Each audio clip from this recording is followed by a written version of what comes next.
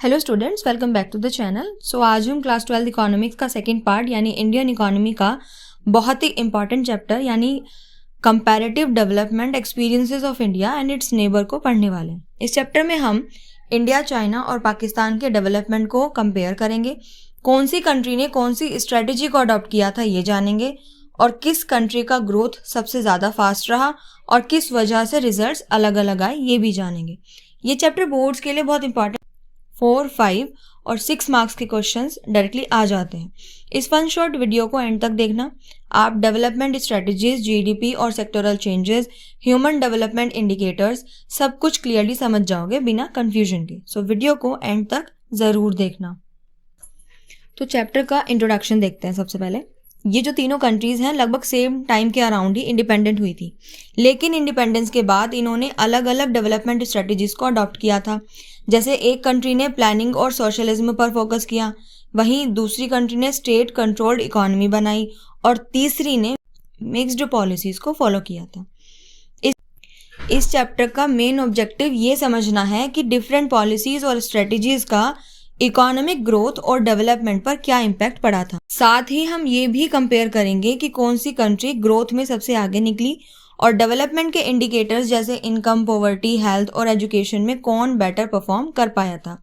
तो चलिए इंडिया, पाकिस्तान और चाइना के डेवलपमेंट जर्नी को कंपेयर करके कॉन्सेप्ट को क्लियरली और इजीली समझते हैं।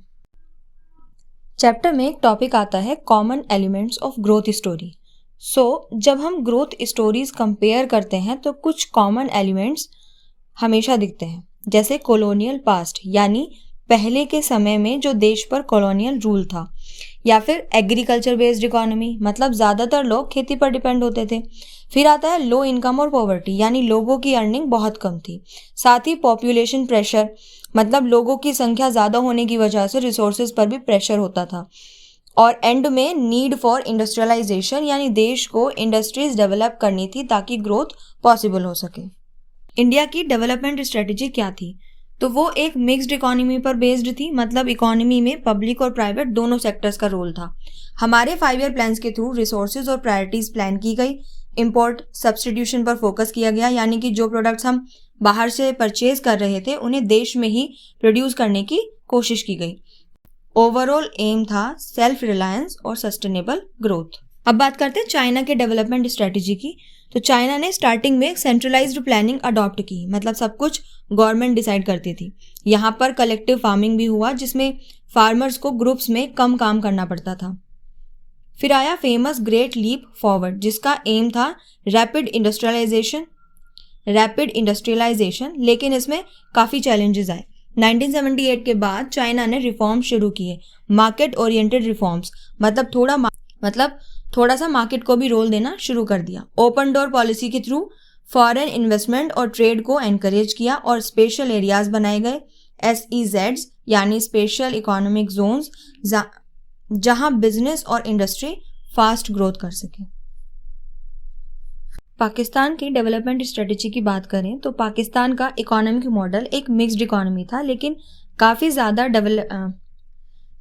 ये कंट्री काफ़ी ज़्यादा डिपेंडेंट रही फॉरेन एड पर।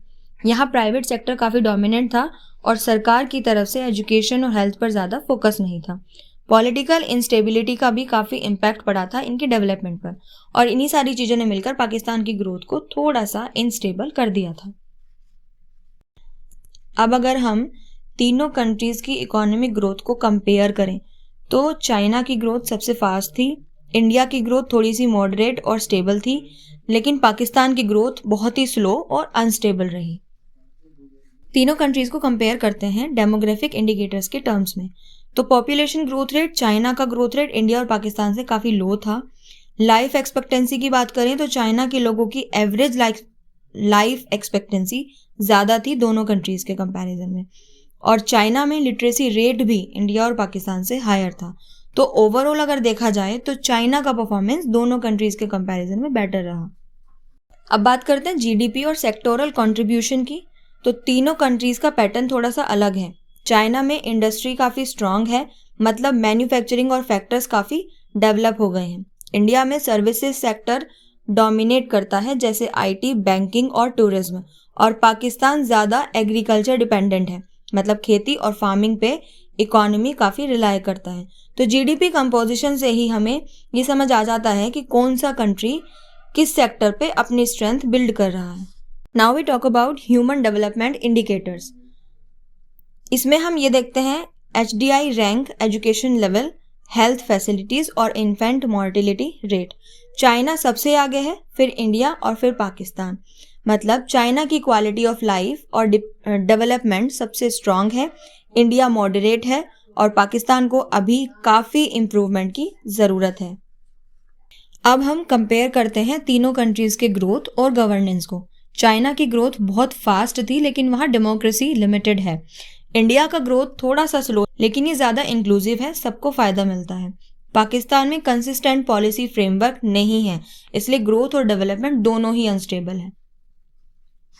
अगर हम कंक्लूजन की बात करें तो अलग अलग स्ट्रेटजीज का रिजल्ट अलग होता है। डेवलपमेंट सिर्फ ग्रोथ का नाम नहीं है, ह्यूमन डेवलपमेंट सबसे इम्पॉर्टेंट है और इंडिया के कॉन्टेक्स्ट में ग्रोथ और वेलफेयर के बीच एक बैलेंस बनाना बहुत ज़रूरी है।